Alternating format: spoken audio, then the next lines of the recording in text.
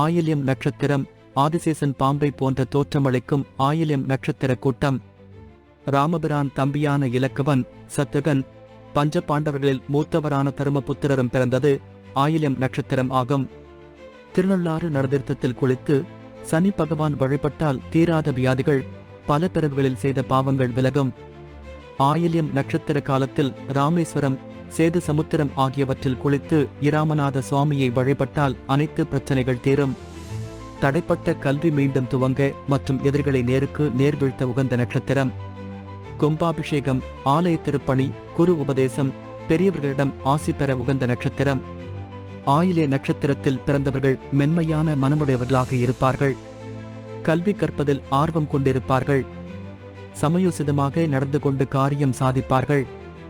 இனிமையாகவும் நகைச்சுவை உணர்வுடன் பேசக்கூடிய வல்லமை படைத்தவர்கள்.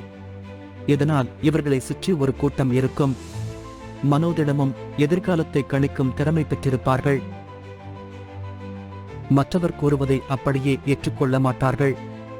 இயற்கையை இரசிக்கக்கூடியவர்கள். பெற்றோர், மனைவி, குழந்தைகளிடம் அதிக பாசம் கொண்டிருப்பார்கள். எந்த சூழ்நிலையிலும் தவறான பாதைக்கு செல்ல மாட்டார்கள். இலக்கியம், விளையாட்டு போட்டிகளில் கலந்து கொண்டு பரிசு பெறும் பாக்கியம் பெற்றவர்கள். உயர் பதவியில் இருப்பார்கள். விசுவாசமாக நடந்து கொள்வார்கள். ஆயில்யம் நட்சத்திரத்தில் பிறந்தவர்களுக்கு தெய்வம் ஆதிசேஷன். ஆயில்யம் நட்சத்திரத்தில் பிறந்தவர்களுக்கு மரம் புன்னை மரம். ஆயில்யம் நட்சத்திரத்தில் பிறந்தவர்களுக்கு பூக்கள் செவ்வரளி.